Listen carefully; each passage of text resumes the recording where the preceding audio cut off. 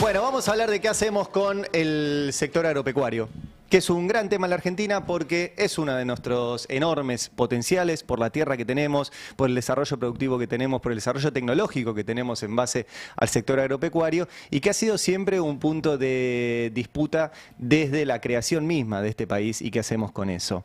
Y ayer estuvo Javier Milei en la Sociedad Rural y obviamente eso siempre dispara un poquito de revisión histórica, un poquito de qué está pasando en este momento y un poco de qué se podría hacer con este sector que, repito, es un sector muy poderoso, muy importante, que ha tenido mucho que ver con la historia política y con la historia más cruel de la Argentina, pero que del que tampoco se puede prescindir.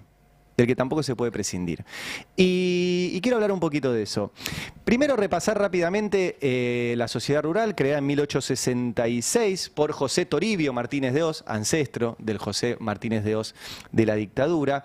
Ya desde el primer momento, el tipo que crea el Ministerio de Agricultura fue Julio Argentino Roca, ese presidente tan levantado por Milei, y el primer titular del Ministerio de Agricultura fue Emilio Frers, que era socio de la Rural. Y a partir de ahí, la Rural tuvo mucha participación en los gobiernos. Hay un libro muy interesante de Mirta Palomino que se llama Tradición y Poder, la Sociedad Rural en la Argentina, del 55 al 83, y muestra estadísticamente cómo de 1910 a 1943, 5 de 9 presidentes que hubo, fueran constitucionales o de facto, eran socios de la Rural, cómo hubo 28 ministros, el 40% de los ministros de ese momento eran socios de la Rural, a excepción del primer gobierno de Hipólito Yrigoyen, en todos hubo un socio de la Rural como presidente o vicepresidente. Eso cayó con la llegada de Juan Perón a la presidencia. Aún así, 2 de los 3 ministros de Agricultura que tuvo Perón pertenecían a la Sociedad Rural Argentina y uno más se asoció después de asumir. Con los gobiernos militares, en la Revolución Libertadora, la Sociedad Rural aportó 12 cargos, entre ellos 3 ministros. Con Frondizi, 19 cargos, entre ellos 2 ministros, 10 altos funcionarios y 3 titulares incluso de bancos oficiales. Con Guido, 17.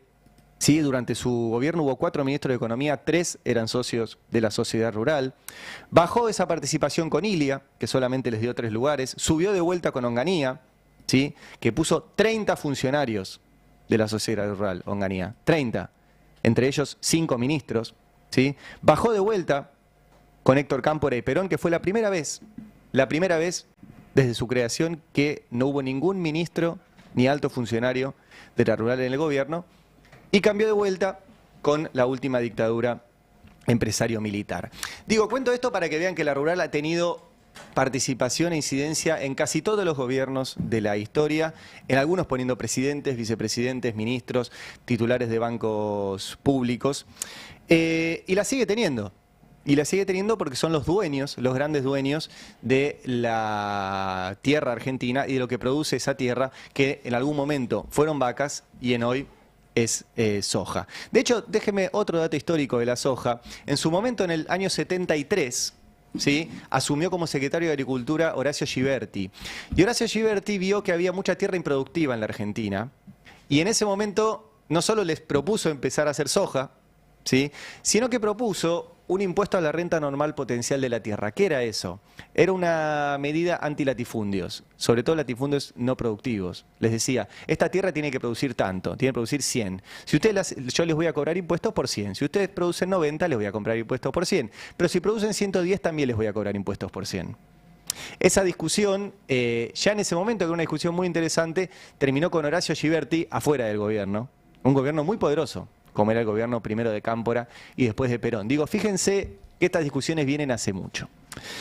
Tanto que cuando fue el primer aniversario del golpe empresario militar de 1976, la Sociedad Rural sacó este comunicado que les quiero mostrar, que se llama La Sociedad Rural Argentina al País, que tiene fragmentos muy interesantes. Descuento que saben que la Sociedad Rural apoyó el golpe de Estado de 1976, pero tiene 2 partes que les quería comentar que eran las siguientes. Un párrafo, el anteúltimo, que dice: ahora no debe dominarnos la impaciencia. Volvamos nuestra memoria al 24 de marzo de 1976 y comparemos la actual situación con aquella. Recordemos etapas similares y veremos que las experiencias pasadas nos indican la inconveniencia de actitudes demagógicas, de aperturas políticas prematuras que puedan entorpecer o demorar la efectiva recuperación del país en todos los órdenes. No debe dominarnos la impaciencia, acuérdense de esa frase, la impaciencia.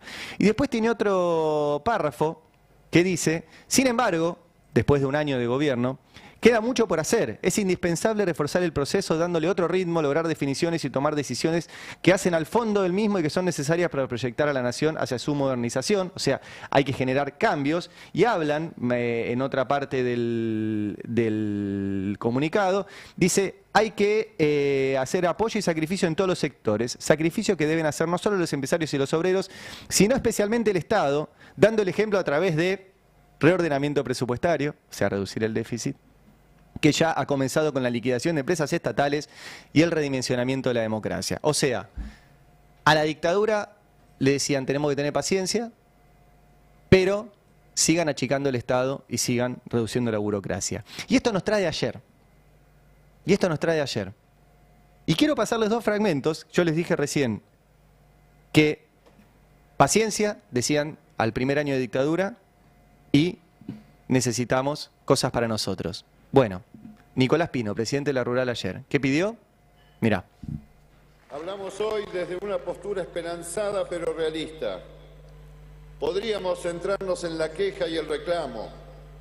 Existirían motivos suficientes. En cambio, preferimos en este momento apelar a la paciencia del hombre y la mujer del campo, porque creemos útil darle al gobierno un espacio de confianza como se lo dio la ciudadanía en las elecciones de 2023. Ahora no debe dominarnos la impaciencia, decían el 24 de marzo de 1977, ahora pedimos paciencia. Lo mismo. Y después, en 1977 también pedían cosas para ellos, paciencia y cosas para ellos. ¿Qué pidieron ayer? Certeza de que usted eliminará las retenciones.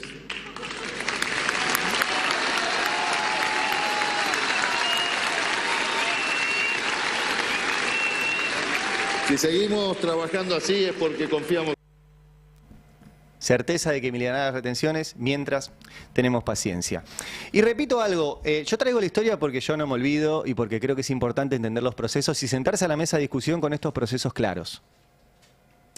Ahora, también quiero decir que es imposible pensar un país sin el campo.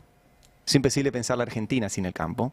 Y hay que buscar mecanismos donde lo que genera este campo tan productivo que tenemos en la Argentina, no solo no genera un conflicto permanente, un conflicto político permanente entre los sectores nacionales y populares, el peronismo y este sector que tanto necesita la Argentina. Es imposible evitarlo, ¿sí?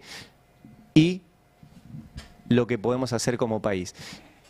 Una discusión es hacer una reforma agraria. Si quieren entrar en esa, yo estoy estoy.